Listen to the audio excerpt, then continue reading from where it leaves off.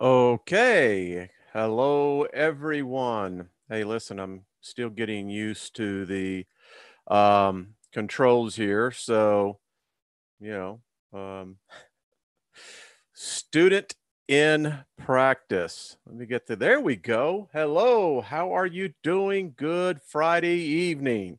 I guess you don't have anything else better to do. Well, neither do I. So why don't we just come together and share about the next hour? And let's just see. Give me 1 second. Wanted to get that done. So good. How was your day? Hope it was good. Got to tell you, it's starting to get chilly here in Colorado. I know I have a number of listeners in the Denver area, up in Fort Collins as well. They will testify to this. Went out just a minute ago and it's chilly. Kind of leads me to my question here. So, do you think it's going to be a colder than normal winter where you are? Hot chocolate. I will look into the chat room at the end of the program. I figure about an hour, and about the last 15 minutes, I'll check in there. So y'all behave in there. This is the eve of the 23rd. Do you really think the world's going to end tomorrow? Do you think that we're going to... I can't figure out the time. Is it midnight? But midnight starting where? The international date line? Do we use that as the moment? Is there a date? I don't even know. I mean, seriously, folks, I have absolutely paid zero attention to this. I did a video back in August on the August 21st, the eclipse, and the 23rd. And, I haven't felt anything. I don't know about you. Maybe I'm just so getting in tune to the inner me to be able to work with you and the collective consciousness. So, I know there's a lot of people that are really, really taking this very seriously. Let's just send out good, positive thoughts to them. And, to be in fear really sucks. I mean, we all know that. It's like one of the worst feelings. I mean, to be afraid. I can remember as a child, because my father had an issue with liking to beat the hell out of me.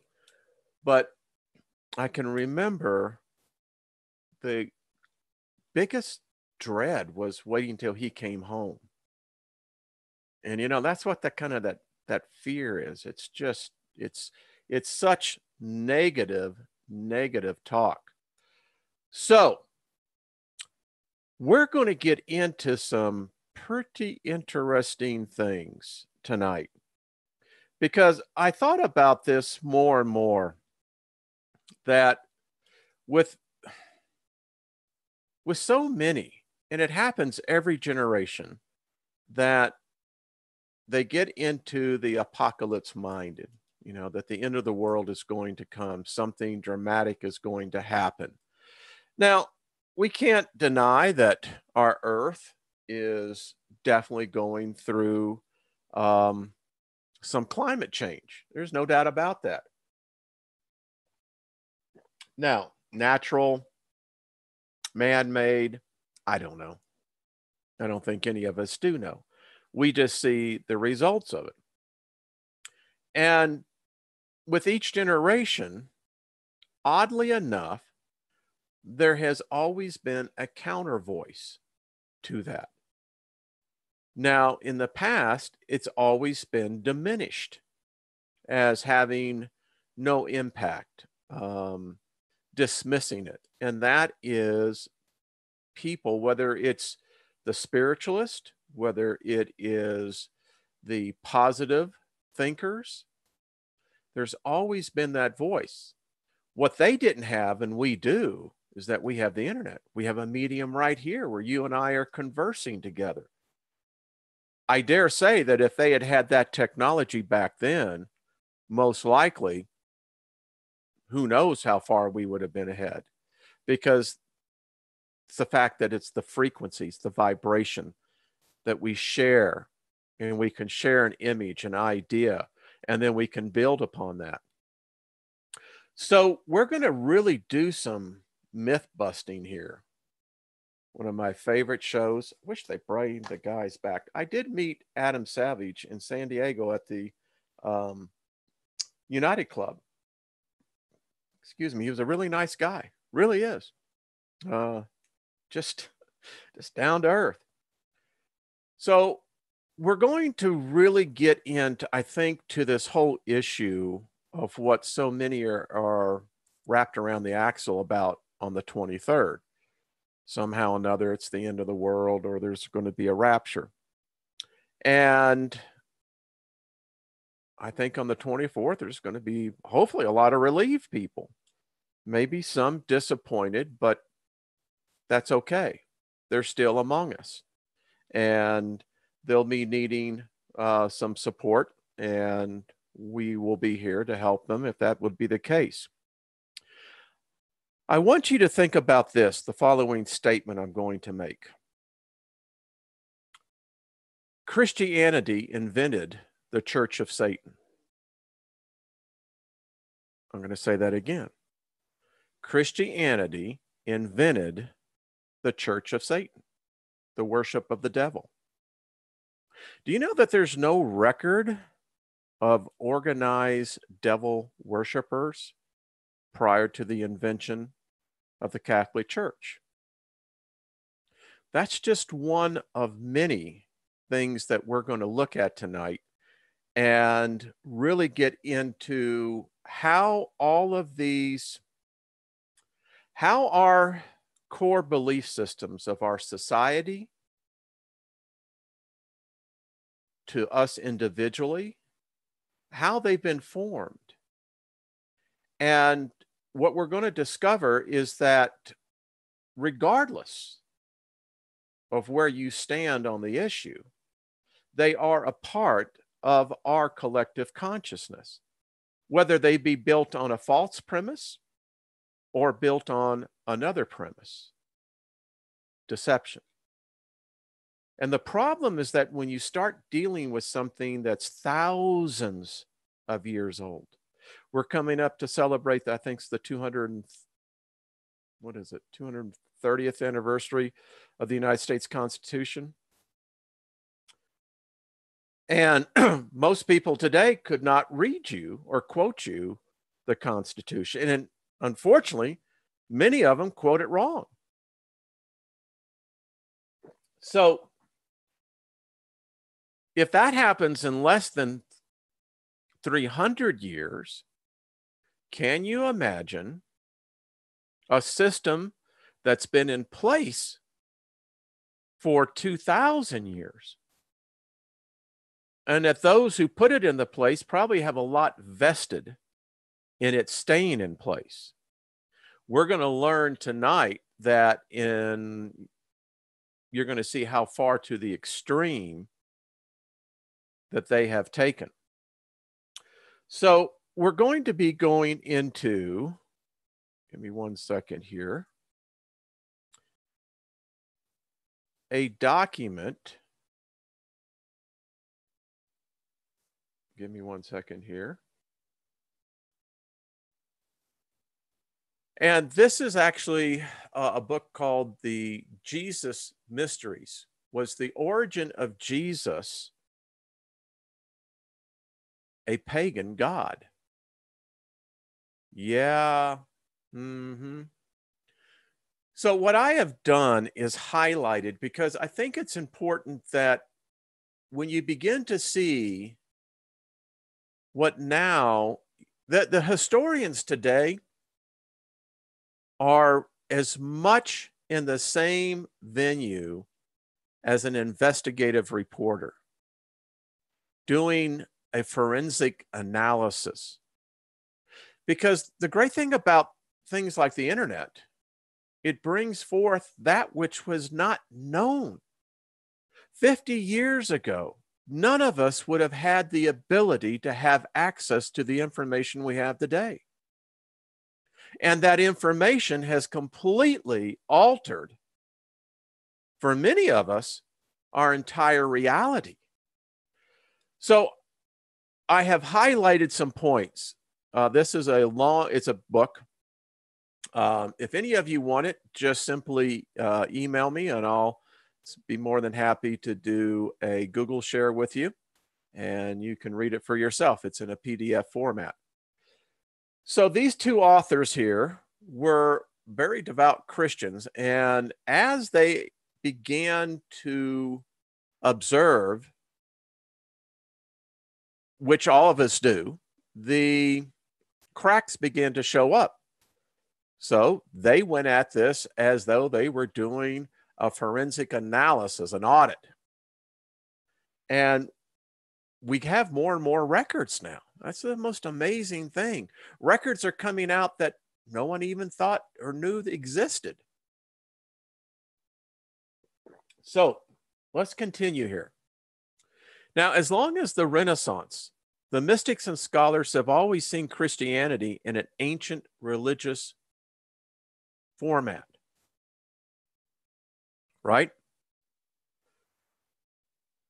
Few have been able to see them because it requires a radical break with the conditioning of our culture. All of us have been conditioned, particularly if you've been immersed in a belief system. And those begin to get built at a very young age. And they have a tendency to be very long lasting until you actually leave this life. So when you begin to have that whole core begin to collapse, well, you have to find something to begin to look to replace it, because that's no longer truth. And then you begin to question all truth, which should have been done to begin with, but we're not taught that. So look at it this way. Take it from a different point of view, that the very foundation of the Christian belief is founded in paganism. Remember, Christianity, the church, is a state-sponsored, approved religion. Started back with Constantine. And we're going to learn a little about him before we get too far down the road here. Now, as you can see, and I hope you can see this. Hold on one second. Let me see. I don't think you guys can.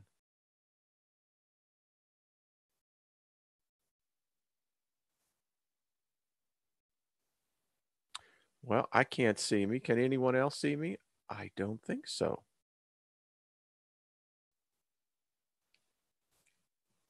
All right.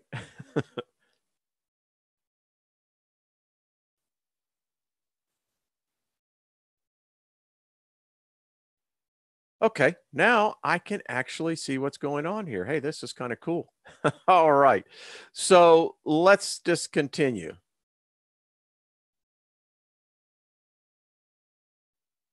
I told you I'm still getting used to this.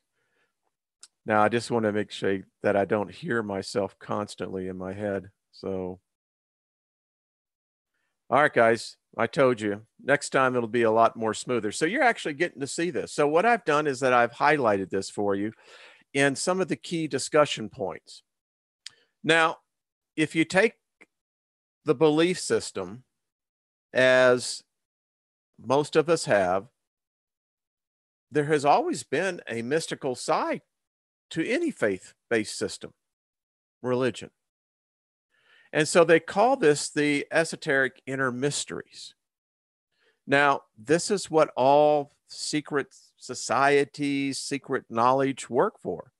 And you can see how they go through an initiation process to begin to learn about these mysteries.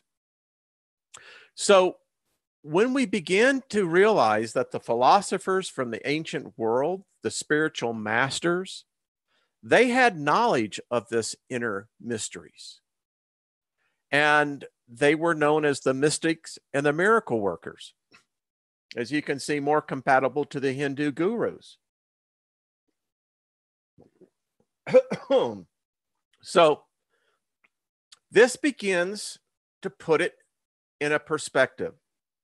Now, I want you to think about Orpheus and Dionysus.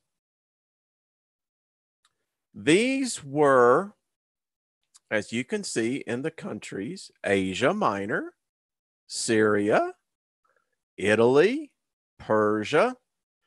They were all god men, and they were the same mythical beings.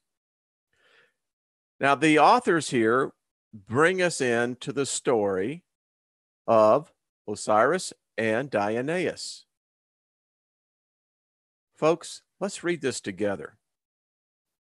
Dionysus, the god, made flesh. Now, backdrop, this was written 2,500 years before it was ever incorporated into the Christian religion. So it says,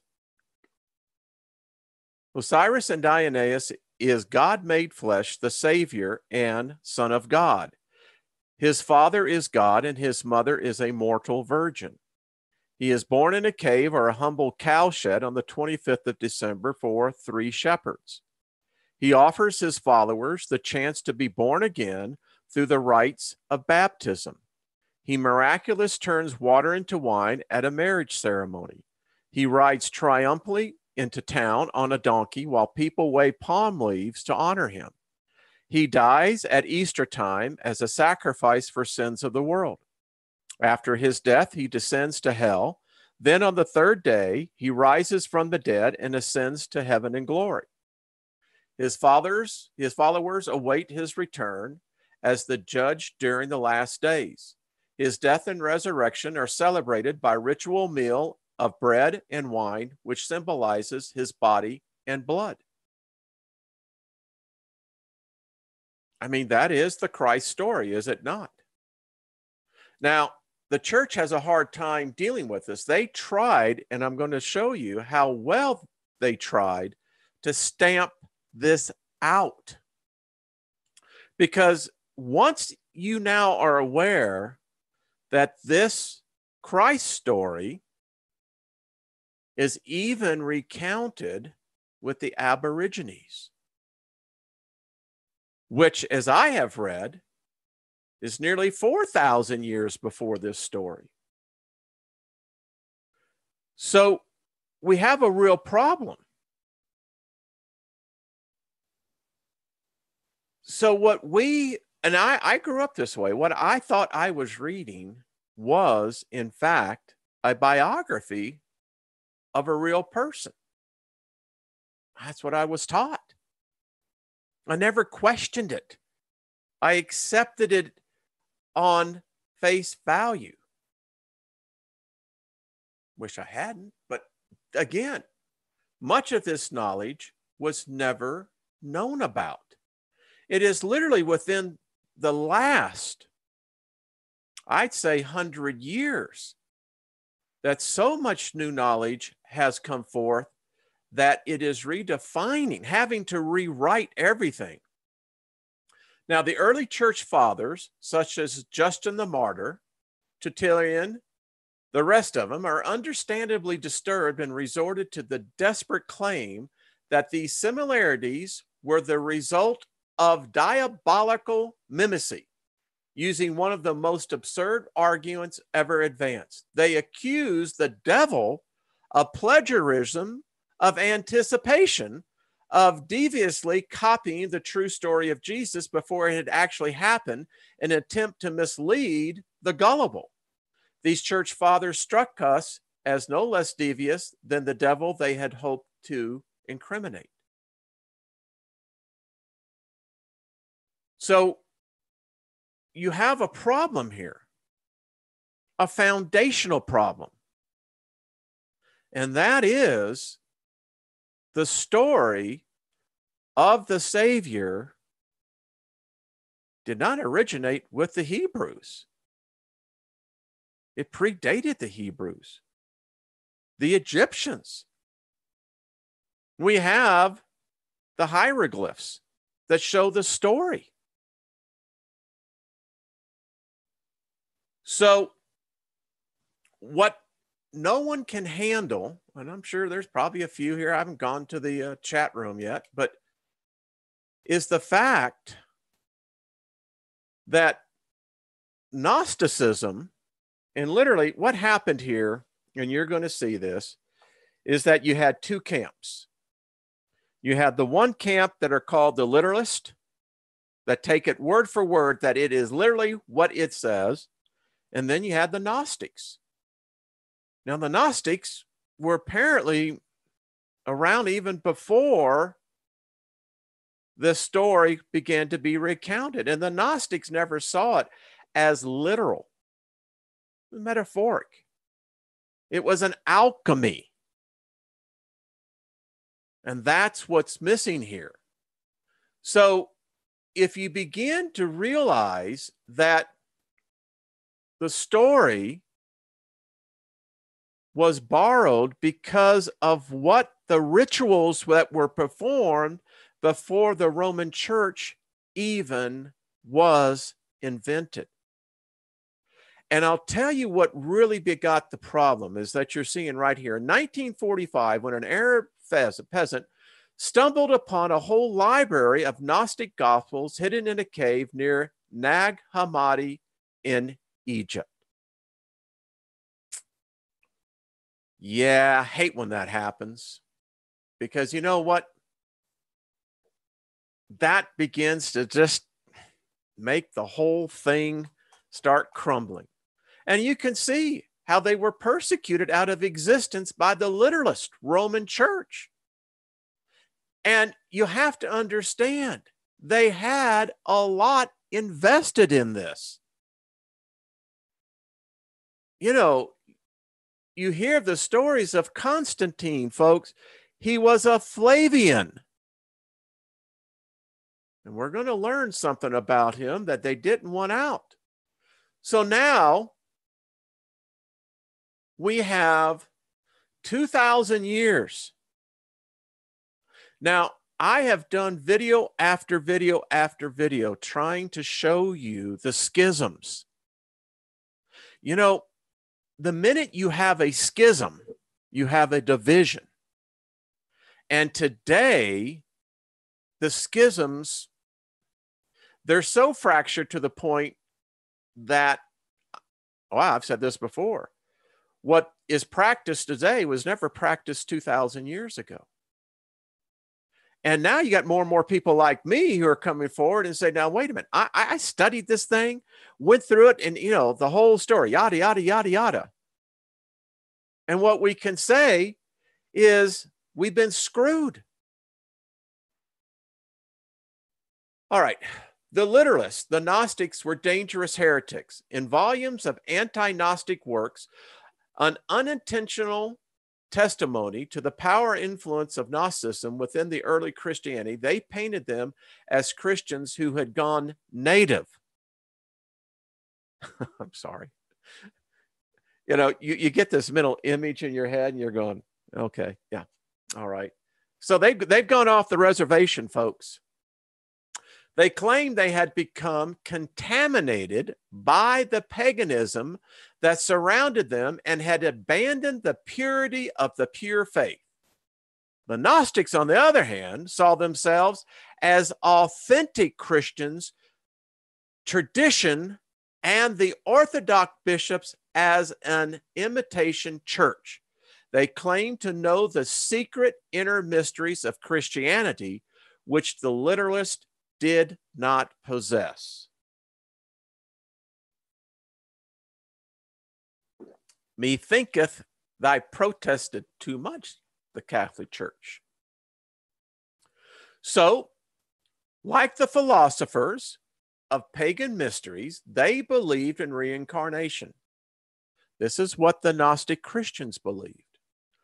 Honored the goddess Sophia and were immersed in the mystical Greek philosophy of Plato. Gnostic means knower, a name they acquired because, like the initiates of the pagan mysteries, they believed that their secret teachings had the power to impart knowledge, gnosis, direct experimental knowledge of God, alchemy, just as the goal of a pagan initiate was to become a god. So for the Gnostics, the goal of Christian initiate was to become a Christ. Now, I don't have a problem with that.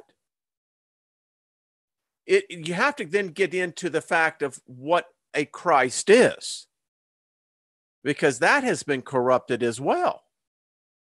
So let's go on. Could it be that Orthodox Christianity was a later deviation from Gnosticism, and that Gnosticism was the synthesis of Judaism and the pagan mystery religion? This was the beginning of the Jesus Mysteries thesis, and they have done a good job. I've really gotten into it, and like I said, I'll share this to whoever who really wants it. Just let me know. So as we can get in, I'm watching my time here for you. So the Jesus story was not a biography, there we go, at all, but a consciously crafted vehicle for encoded spiritual teachings created by the Jewish Gnostics. Now, I know that this has, it's like, you can't be saying this, Wayne. Sacrilegious. No, it's not. It's knowledge. It's truth. It's where this stuff came from. So the thing is that when the Nag Hammadi was found, well, it just blew the Christian Bible out of the water, because something's wrong here. How did these books survive intact when it's very clear by the history of the church that they went on a rampage of burning like no other? As I said, he who is the victor writes history. So we got a problem here. We know now that the story never happened, at least not the way that they have been taught to us. And I have said this for the longest time. There never was anyone named Jesus. At least not by the name of J. We know that. So as you can see, as they went into it, and they called this the great cover-up, and boy, is it the greatest cover-up of all time. It says, we found ourselves embroiled in a world of schism and power struggles, or forged documents and false identities of letters that had been edited, added to, and of the wholesale destruction of historical evidence. We focused forensically on the few facts we could be confident of, as if we were detectives on the verge of cracking a sensational whodunit, or perhaps more accurately, as if we were uncovering an ancient and unacknowledgeable miscarriage of justice. For time and again, when we critically examined what genuine evidence remained, we found that the history of the Christianity bequeathed to us by the Roman Church was a gross distortion of the truth. Actually, the evidence completely endorsed the Jesus Mysteries thesis. It was becoming increasingly obviously that we had been deliberately deceived, that the Gnostics were indeed the original Christians, and that their anarch mysticism had been hijacked by an authoritarian institution which had created from it a dogmatic religion and then brutally enforced the greatest cover-up in history. Now, Eusebius here,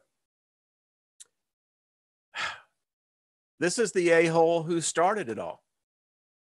And folks, you cannot rely on any document coming out of the Vatican.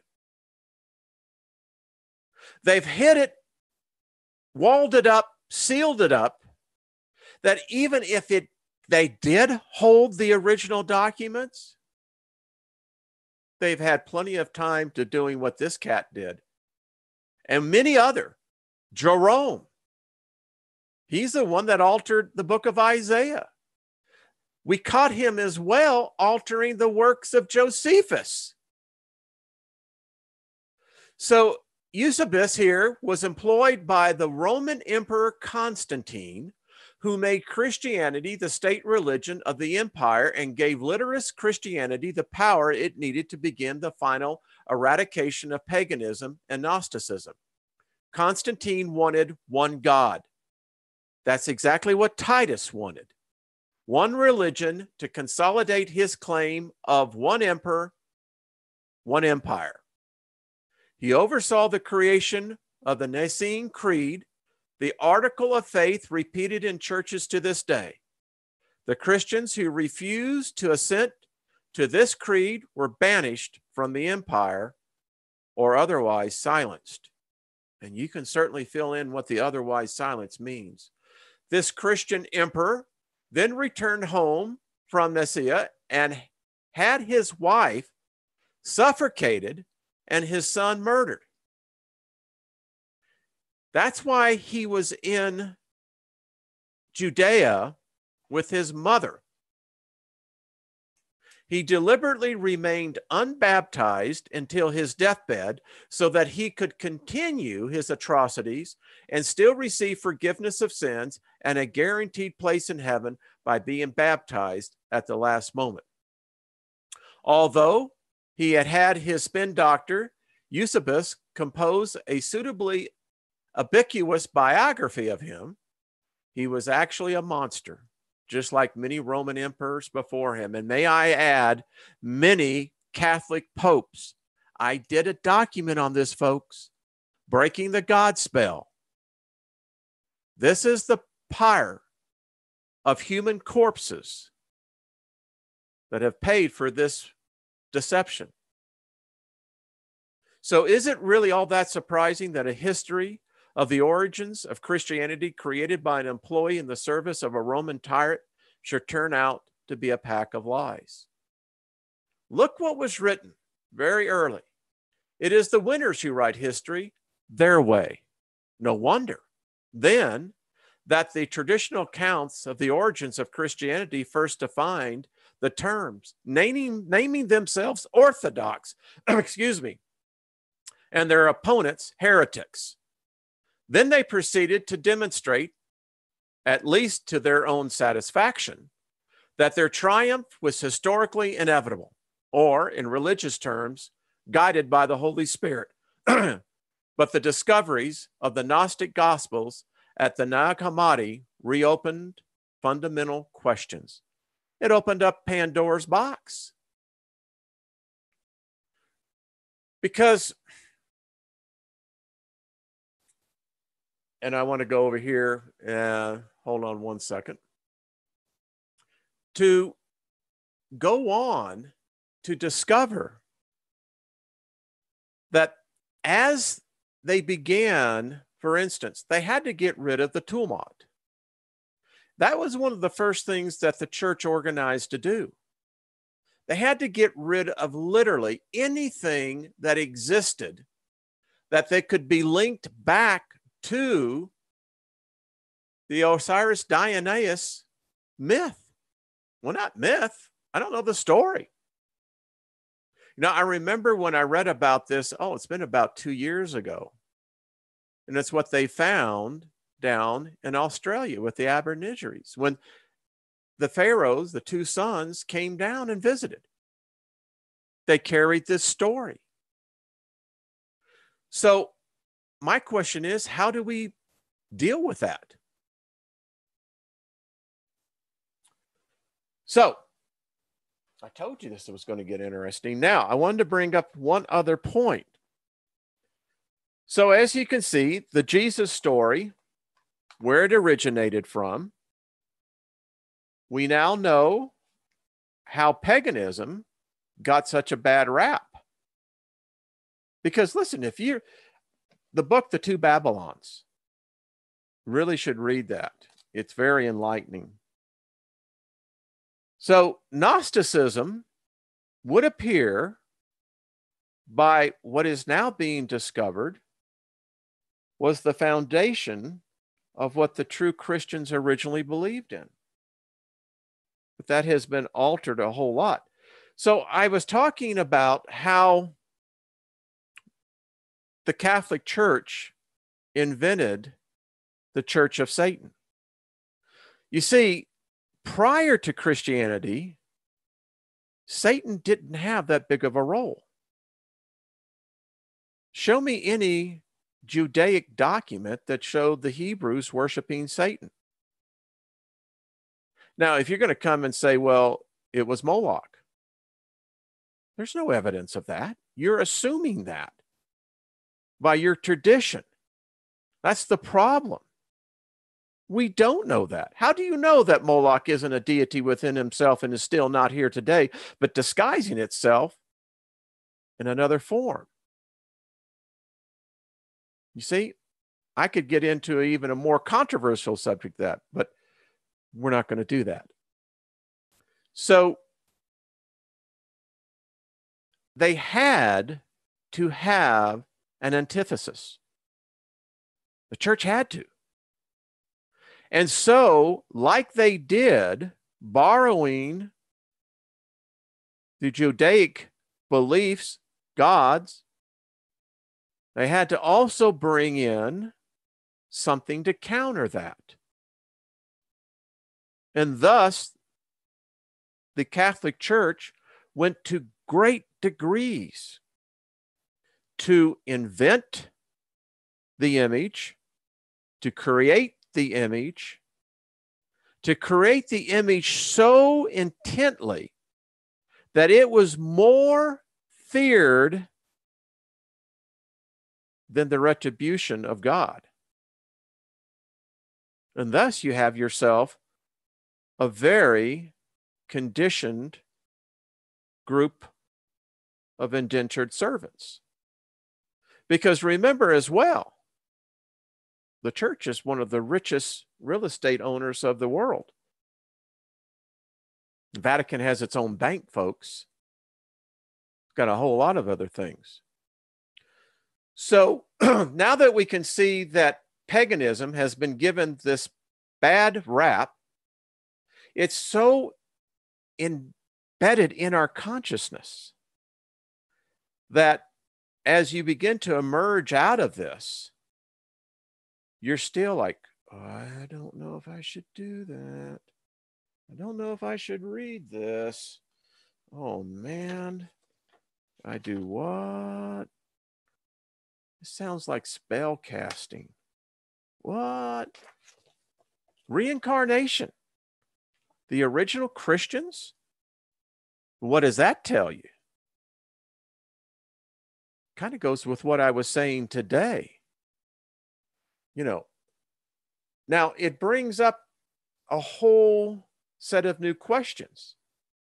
So if Satan, now I'm not saying that the cat doesn't exist, but what I am saying is what you and I have been taught, what you read out there, even the paganists that have adapted this worship to this deity, their information is wrong. They built it upon a story that was concocted in Rome. Now, how insane is that? So, as you start getting into this deeper, I mean, you really have to sift through to even get a nugget.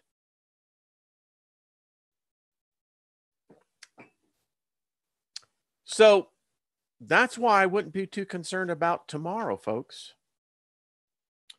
You know, if I'd be more afraid of what Rocket Man is doing and then what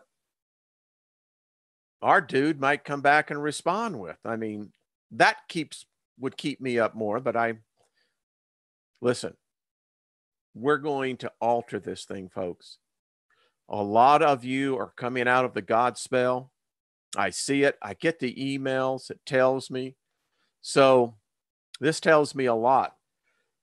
So let me go over and see what's happening in the chat room as he goes and tries to see it. Okay. I can't even see it.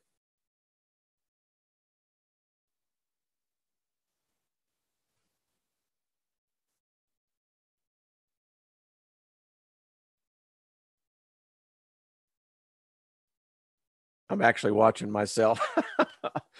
All right. I was just looking at some of the comments here.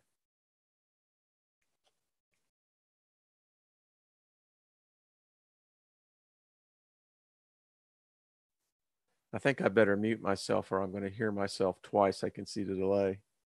Yeah, I know this is going to upset a lot of people, but hey, truth does upset a lot of people.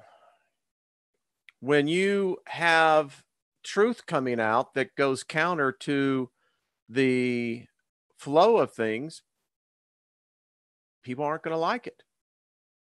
And listen, I think we all kind of felt it anyway. So I'm just looking at here some more. Actually, this is hello, Tamu. How are you? I'm going to say hello. Hello, Mr. Anderson. How are you doing? Good to see you. I'm figuring there is about a 30-second delay here, so I'm kind of used to that. Thank you, Denise. I think we all here are for the truth. Absolutely. I mean, if we begin, we've all suspected this. You know, I always found it amazing how, excuse me, we have this disdain that, well, I'm a Protestant. You know, I'm not of that Catholic Church business. They worship idols. Well, where do you think you came from? So, hello. I'm just reading this again. Okay. This shows you that time is relative, folks, because I'm actually living two different events. I can see myself and then I can go and see myself again. Is that called meeting yourself coming and going? Yes. John Pinella's book? Yes. Great, great, great story. Oh, thank you. You want to see it all the way? All right. I'm going to go back to live. So this is the shirt, folks. Ooh, gets into, I mean, sometimes that's how we all feel, isn't it? So anyway, so while we're on the subject, because now I'm going back to seeing myself live, which I know there'll be a delay. So this kind of opens the door then to discuss, well, what are these other deities? If the church enhanced the whole thing about Satan, and it's not Lucifer, I did an extensive months study trying to find Lucifer. He doesn't exist in any culture. So again, what they did is, you can see how the early church, they threw it all in, made it one bad character. Now, I've been reading this book. I'm going to show it up for everyone.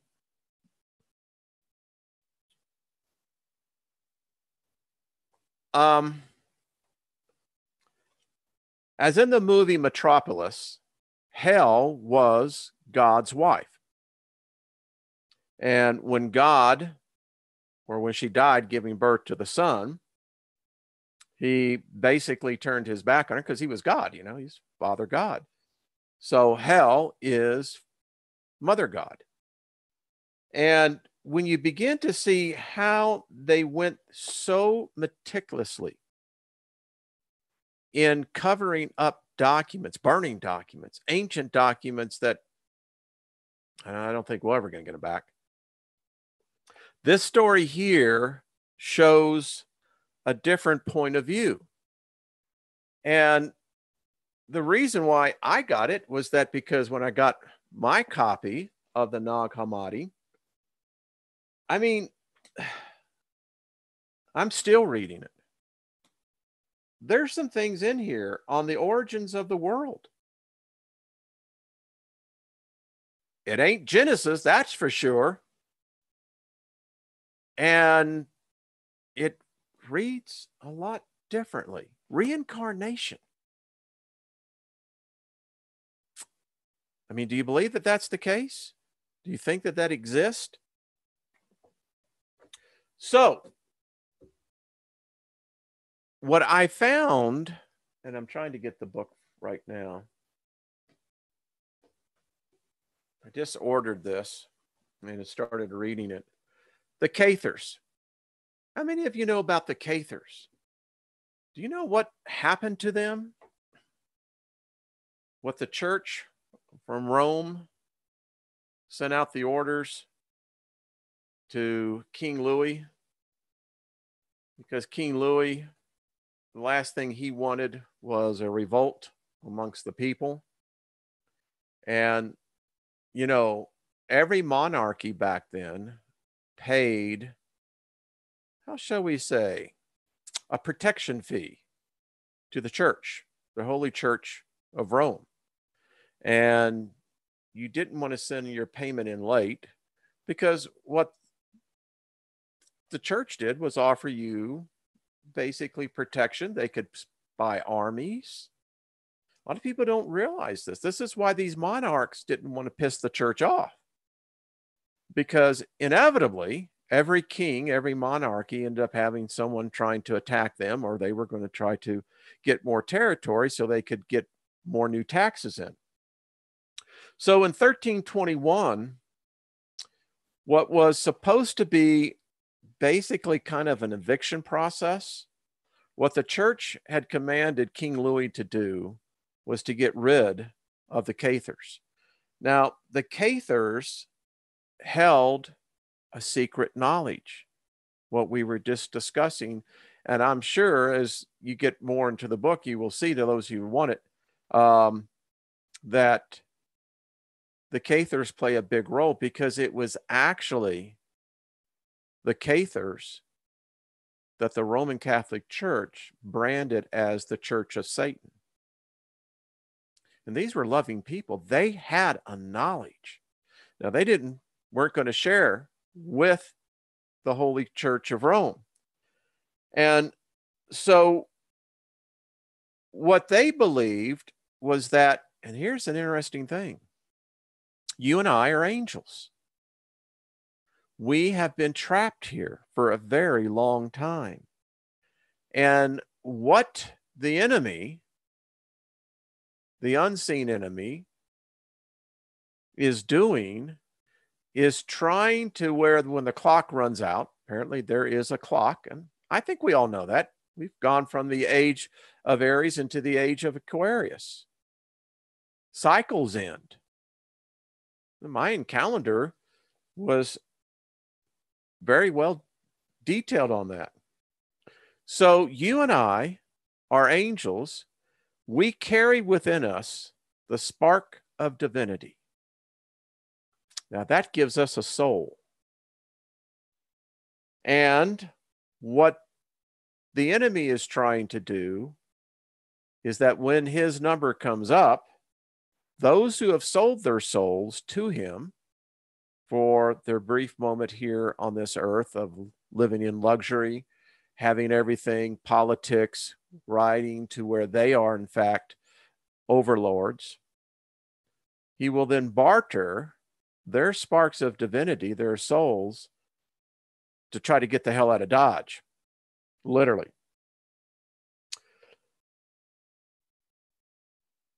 So think about that. And the reason why we keep recycling this, not enough of us have figured it out and have joined together. I keep saying, listen, if you and I individually generate 20 watts of power every time, every moment you're alive, where is that electrical power being generated from? It's the spark of divinity within us all.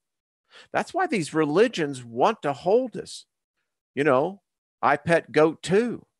The reason why that barbed wire fence was around the representation of the Christ head. You know, free your mind, your soul will then lead the way. So we possess the spark of divinity. There are those who have sold our souls, and apparently you can be recycled and be even more darker. I don't like that idea. So there was no church or worship of the devil / Satan until the Christian religion was created.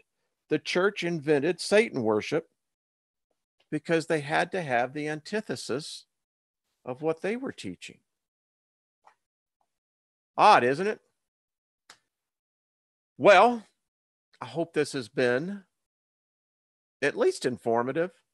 I'll get better on the interaction. I know why Jeff took a while. I can see why. It's kind of like driving and texting at the same time, which I don't recommend, but that's what it feels like. All right, folks, have a good evening. Thank you for joining me. I know it's been a controversial subject, but nevertheless, it's true. It really is. And I think as more and more comes out, we're going to learn a lot more as well. So let me see how I actually end this, because I am going to end it. You have yourself a good evening. Be kind to yourself and be kind to those around you. Thank you for watching. Appreciate it. And we will talk soon.